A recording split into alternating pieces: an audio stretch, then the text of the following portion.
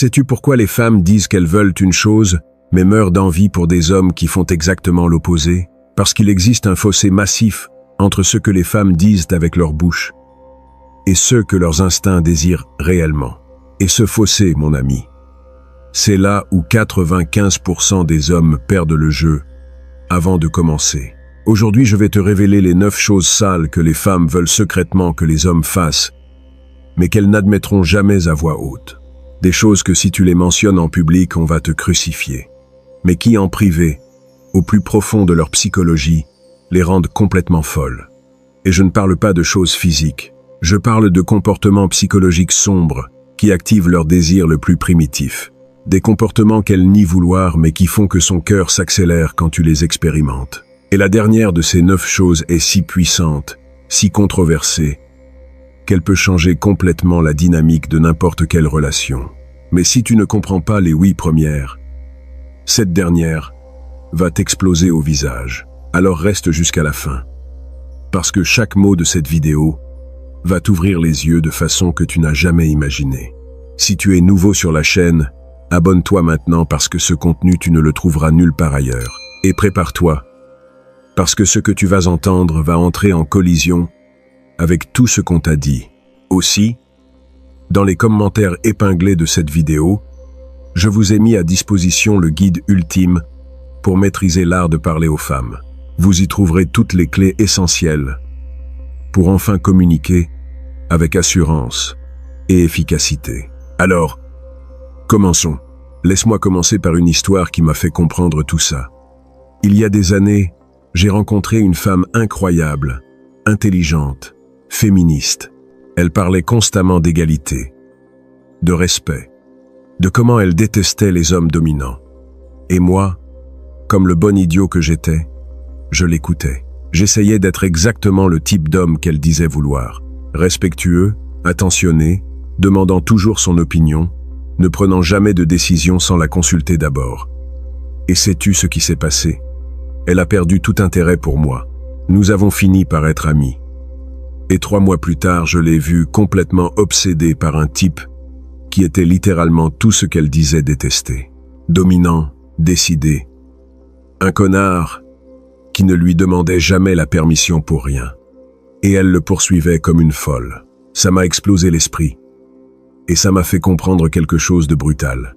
Les femmes ne te disent pas la vérité sur ce qu'elles veulent, non pas parce qu'elles sont menteuses, mais parce qu'elles-mêmes ne comprennent pas complètement leurs propres désirs. La première chose sale que les femmes désirent secrètement, mais n'admettront jamais, c'est que tu prennes le contrôle avec confiance, pas avec agression. Écoute-moi bien, parce que c'est là que la plupart des hommes s'embrouillent complètement. Quand une femme dit qu'elle veut l'égalité dans la relation, elle est sincère. Mais ce qu'elle ne te dit pas, c'est qu'émotionnellement, elle se sent attirée vers la dominance masculine calibrée. Chaque jour, mon ami, une femme prend des centaines de décisions. Quoi mettre? Quoi manger? Comment répondre à cet email? Comment gérer ce conflit au travail? Son cerveau est constamment en mode résolution de problèmes, constamment en train de prendre des décisions, constamment en contrôle.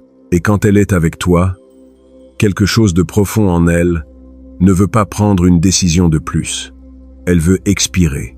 Elle veut avoir confiance que tu as ça sous contrôle. Quand tu lui dis « Je connais un endroit incroyable, on y va », au lieu de lui demander où elle veut aller, quelque chose dans son cerveau se détend. Quand tu la guides à travers une foule, avec ta main sur le bas de son dos, quand tu prends la décision dans des moments d'incertitude sans douter, tu lui donnes quelque chose qu'elle ne peut obtenir nulle part ailleurs, la liberté de simplement être, de lâcher le contrôle pour un moment, de faire confiance à ta direction. Mais voici la clé que la plupart ne comprennent pas. Le leadership, ce n'est pas donner des ordres, ce n'est pas être contrôlant, ce n'est pas ignorer ce qu'elle veut, c'est être si intérieurement sûr qu'elle veut naturellement suivre ton guide. C'est créer un espace où elle se sent si en sécurité qu'elle peut se rendre à son énergie féminine sans peur. Le nice guy qui demande constamment la permission, qui défère chaque décision de retour vers elle, qui cherche l'approbation avant d'agir, l'épuise émotionnellement. Non pas parce qu'il est aimable, mais parce qu'il ajoute à sa charge mentale au lieu de l'enlever.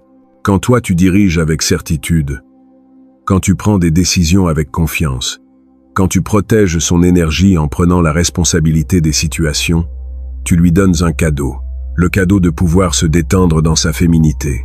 Les études de psychologie évolutive montrent que les femmes sont biologiquement programmées pour se sentir attirées vers des hommes qui démontrent une capacité de leadership, non pas parce qu'elles ont besoin d'être sauvées, mais parce que le leadership signale protection, ressources et stabilité génétique.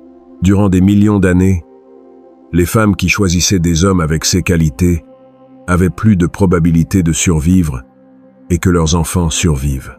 Cet instinct n'a pas disparu parce que nous vivons au XXIe siècle. Il est toujours là, profond, primitif. Et quand toi tu actives cet instinct en prenant le contrôle avec une confiance tranquille, son attraction envers toi monte en flèche sans qu'elle comprenne consciemment pourquoi. Elle sent simplement que tu es différent, que tu es sûr, que tu es le type d'homme avec qui elle peut se détendre. L'application pratique est simple, mais requiert de la pratique.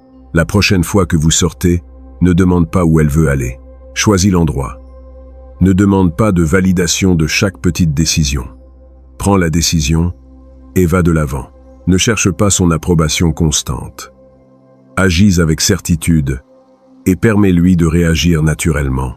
Tu vas remarquer un changement immédiat dans comment elle te répond, dans comment elle te regarde, dans comment elle se détend en ta présence. Mais attention, mon ami, il y a une ligne mince entre diriger et contrôler. Diriger, c'est prendre l'initiative tout en respectant ses besoins. Contrôler, c'est imposer ta volonté en ignorant les siens. Les femmes aiment le premier, détestent le second.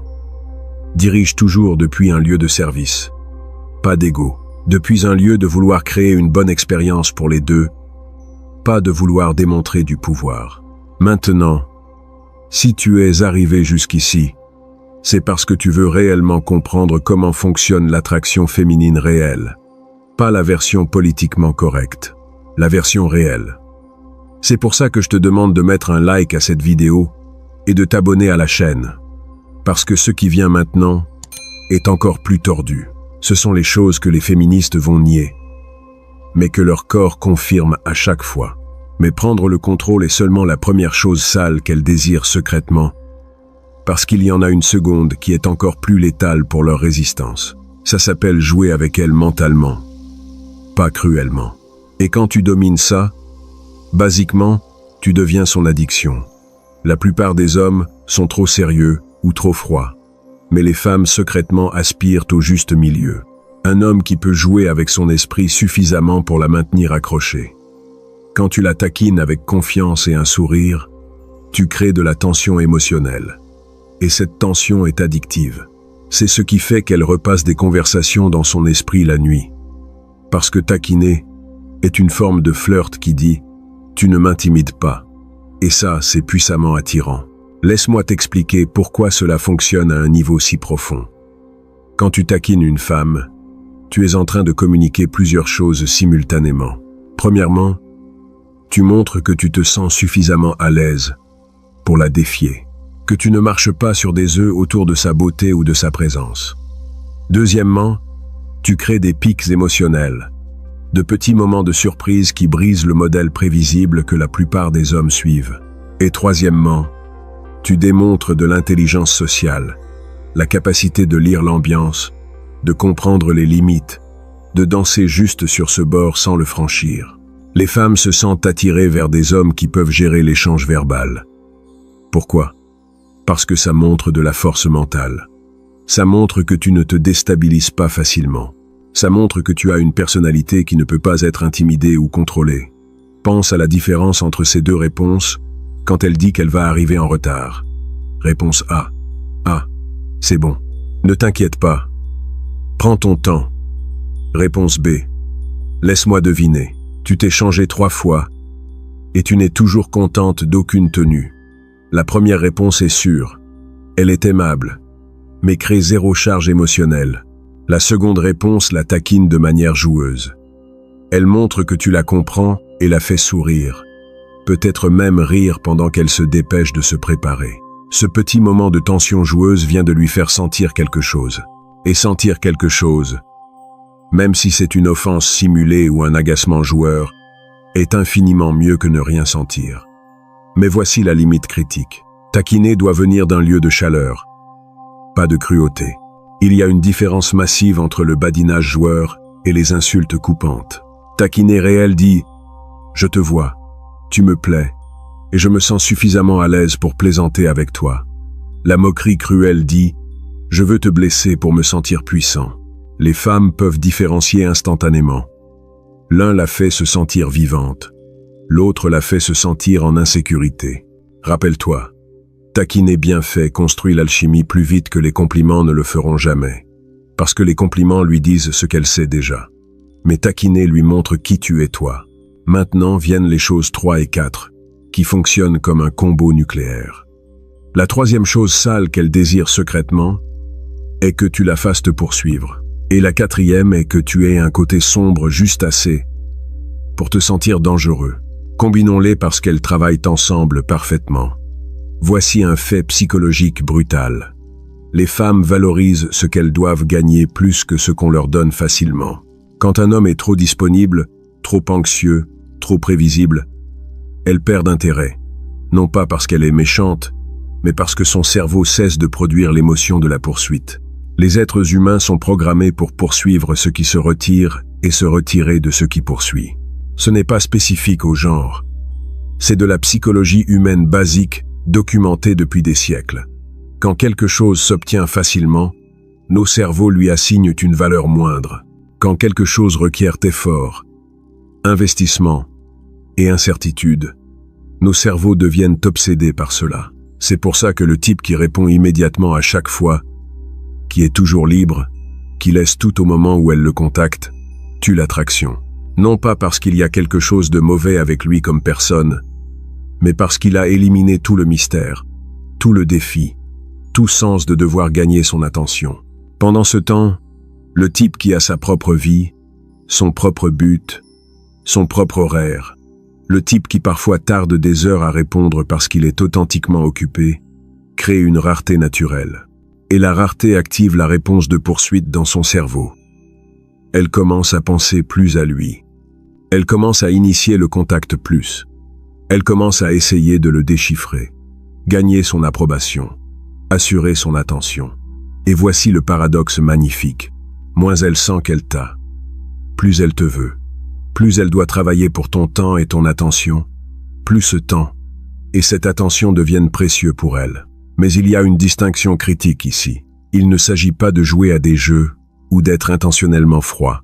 Il s'agit d'avoir authentiquement une vie qui t'importe, une mission, un but, des objectifs, des passions, des choses qui demandent légitimement ton temps et ton énergie. Et c'est ici qu'entre le côté sombre. Les femmes sont attirées par le contraste. Elles veulent l'homme aimable, qui peut aussi être froid quand c'est nécessaire. Le protecteur, qui peut aussi être craint par les autres. Le chevalier avec un bord dangereux. C'est de la psychologie. Le côté sombre d'un homme signale force, imprévisibilité et contrôle, qualité que son subconscient lie à la protection et à la dominance. Comme Machiavel le comprenait parfaitement, il vaut mieux être craint qu'aimé, si tu ne peux pas être les deux. Les femmes veulent un homme qui soit un loup pour le monde, mais un agneau pour elles. Elles veulent te voir gérer le conflit avec d'autres hommes sans reculer. Elles veulent te voir établir des limites fermes quand quelqu'un te manque de respect. Elles veulent un sens que sous ton extérieur calme il y a quelque chose de puissant. Quelque chose qui pourrait être déchaîné si nécessaire. Mais ce qui rend cela véritablement attirant n'est pas l'obscurité en soi, c'est ton contrôle sur elle. N'importe quel homme peut être agressif, mais un homme qui peut être dangereux et choisit la retenue, ça, c'est de la maîtrise. Un homme qui peut dominer, mais choisit la gentillesse avec elle, ça c'est du pouvoir. C'est pour ça que les femmes sont attirées vers les bad boys réformés, vers des hommes avec des passés problématiques qui ont trouvé la paix, vers des types qui ont de l'intensité dans leurs yeux, mais de la bonté dans leurs actions. Dans les commentaires, je veux voir ton opinion sur quelque chose de polémique. Qu'est-ce qui attire le plus les femmes? A. Un homme complètement aimable et prévisible à tout moment. B. Un homme qui peut être dangereux, mais choisit d'être gentil spécifiquement avec elle. Écris A ou B et explique rapidement pourquoi. Nous allons voir lequel gagne dans cette vidéo. Maintenant viennent les choses 5 à 8 que tu dois appliquer avec précision. La 5e chose sale qu'elle désire secrètement est que tu l'ignores un peu. Ça sonne tordu, mais c'est vrai. Si tu lui donnes une attention constante, elle se sent étouffée. Mais quand tu te retires, quand tu n'écris pas en premier, quand tu parais occupé à vivre ta propre vie, son esprit commence à travailler en heures supplémentaires. Elle commence à se demander ce qu'il fait, avec qui il est, pourquoi il n'a pas contacté. La 6e chose est que tu lui dises non. La plupart des hommes pensent que dire oui à tout la rendra heureuse. Erreur. Une femme respecte secrètement un homme qui établit des limites. Quand tu lui dis non, calmement, sans colère, tu lui montres que tu n'es pas contrôlé par son approbation. C'est l'une des vérités les plus sombres en psychologie féminine. Un homme qui peut s'éloigner a rarement besoin de le faire. Attends la 7e parce que celle-ci est dévastatrice. Elle désire secrètement que tu sois sélectif avec ton attention et ta validation. Pas que tu la donnes librement à n'importe qui. Quand tes compliments sont rares, mais spécifiques, quand ton attention est rare, mais authentique, quand ton approbation doit être gagnée, elle devient précieuse. Et les gens aspirent à ce qu'ils perçoivent comme précieux. La 8e chose sale est que tu démontres une compétence sociale sans effort. Quand tu es avec elle et que tu traites les serveurs, les étrangers et n'importe quelle autre personne avec un respect naturel. Quand les autres te répondent avec déférence, quand tu démontres une facilité sociale, son cerveau enregistre un haut statut. Tu n'as pas besoin de lui dire que tu es important. Elle le voit, le sent, et ça active son attraction, au niveau instinctif. Et maintenant nous arrivons à la 9e et dernière chose, la plus puissante et la plus controversée de toutes, celle qui peut littéralement transformer comment elle te perçoit, mais que si tu la mentionnes en public, on va te détruire. Ça s'appelle la faire se sentir émotionnellement possédée, pas physiquement. Et quand tu domines ça, tu deviens l'homme qu'elle n'oubliera jamais. Écoute-moi bien. Parce que c'est là que la majorité interprète complètement mal. Les femmes ne veulent pas le contrôle sur tout. Elles veulent se rendre à quelqu'un qui soit digne de leur confiance. Elle veut un homme qui la fasse se sentir réclamée, non pas à travers la force, mais à travers la présence.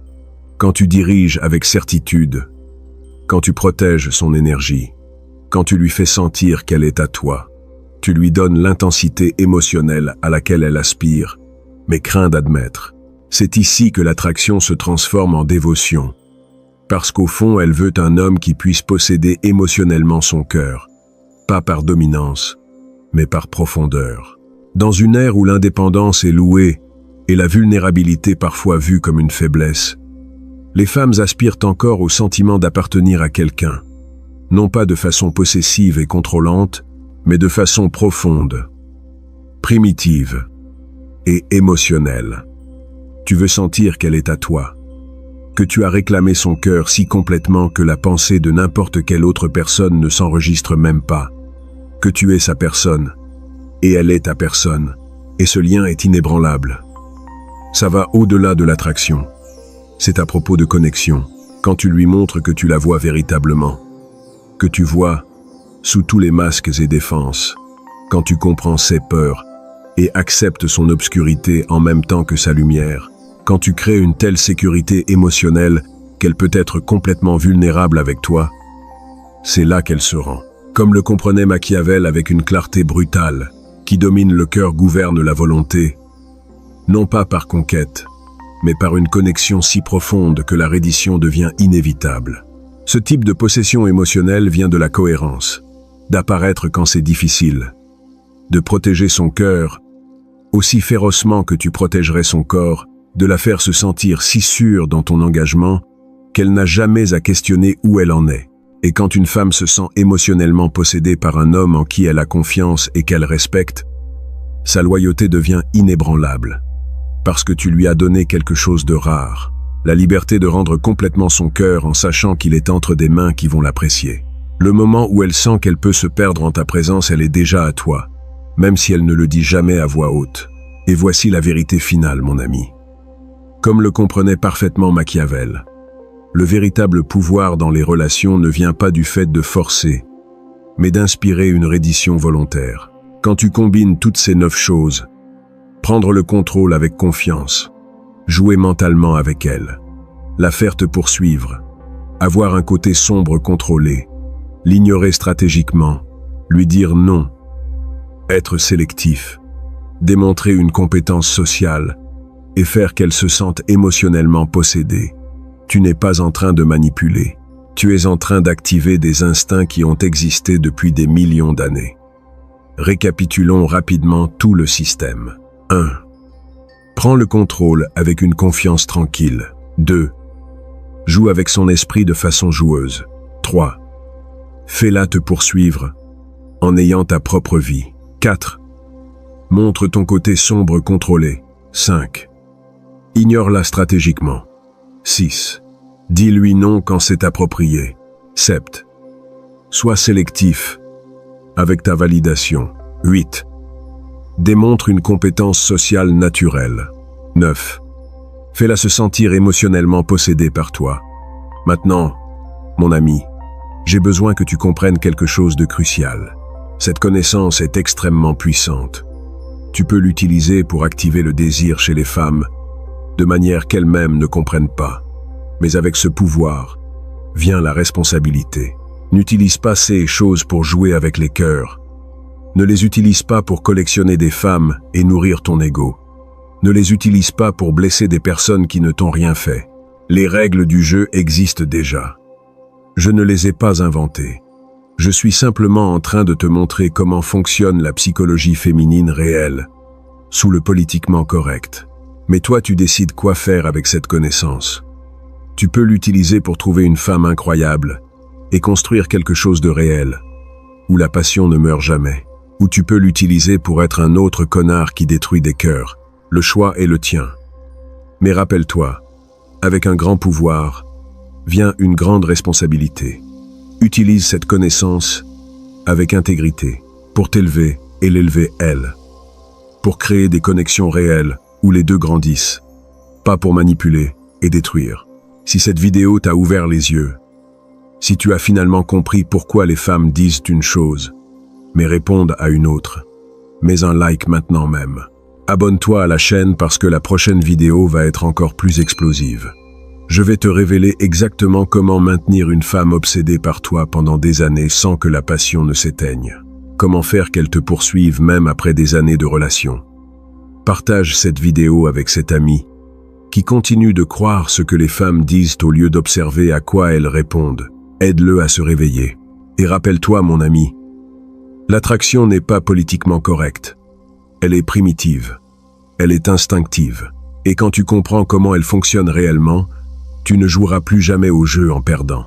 On se voit dans la prochaine vidéo, mon ami.